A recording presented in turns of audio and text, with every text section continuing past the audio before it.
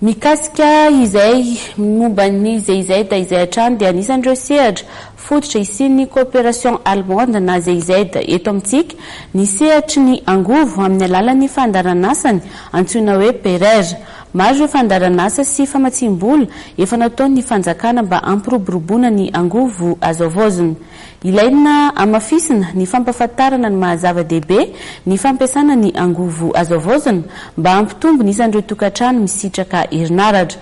Ny herinandro lasa teo tany Toliara dia misy ireo mpanao gazety no nanatrikatrikasa fiofanana ho fanamafisana ny fahalalàn'izy ireo amin'izay sehatra izay ahafahan'izy ireo mampita vaovao moramora kokoa mikasika ny angovo sy anentanana an'ireo mpiatsehatra isan-tsokajiny.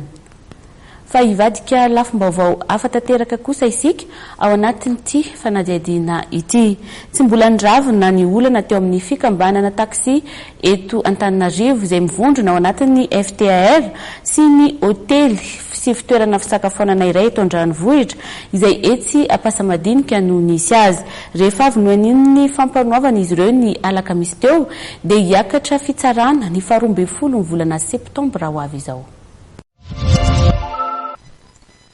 Amin'ny 12 Septambra izao no hiakatra fitsarana ny raharaha mampifanolana ny fikambanana taksi eto Andrenivohitra miaraka amin'ilay tompona toeram-pisakafoanana sy hotely ety Ampasamadinika. Ny alakamisy teo no henony tonian'ny fampanoavana ny rotonta dia ny fikambanana taksi izay mpitory sy ny tompon'ilay hotely izay torina. Raha tsy aivina moa dia resaka fanambaniana sy fanaovana tsinotsinona ny taksi izay niantsona nanoloana ny hotely no antony fitoriana. Efa nisy ny fionana teo amin'ny filohan'ny FTAR izay tarihin'ny Clémence Rarniriny sy tipitampana sy tompona hotely ity izay teratany vahiny saingy tsy nahitana vahaolana izany. Izao ny afara tamin'ny fitondrana ny raharaha teny anivon'ny fitsarana izao. Raha ny fantatra dia resaka fiantsonan'ny fiara taksi no tena olana ka ny afara tamin'ny fanaratiana. Andrasana arak'izany mety ho vokatry ny fitsarana amin'ny 12 Septambra.